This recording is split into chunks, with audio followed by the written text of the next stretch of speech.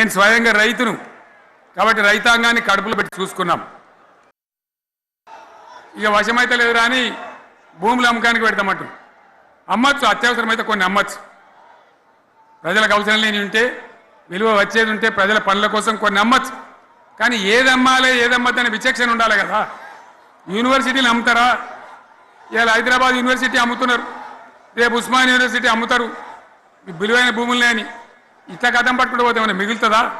కాబట్టి ఇది పద్ధత, ప్రభుత్వం నడిపించే విధానమా, వీళ్ళు ఏ విధంగా గోల్మాలు దింపుతున్నారో దయచేసి ఆలోచించాలని చెప్పి నేను మీ అందరిని కూడా కోరుతా ఉన్నా. తెలంగాణలో భూముల ధరలు ఎట్లుండే? కేసీఆర్ ముఖ్యమంత్రి ఉన్నప్పుడు, బీఆర్ఎస్ రాజ్యం చేసినప్పుడు భూముల ధరలు ఎట్లుండే? ఆనాడు కొనేటోళ్ళు ఎక్కువ ఉండిరి,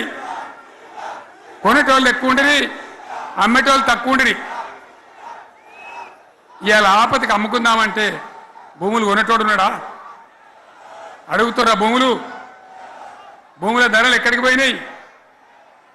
ఎవరికన్నా 5 ఎకరాలు డాంబర్ రోడ్ పక్కకుంటే నేను 5 కోట్ల మనిషిని, నేను కోటీశ్వరుని అనే ధైర్యంలో రైతులు ఉండరు.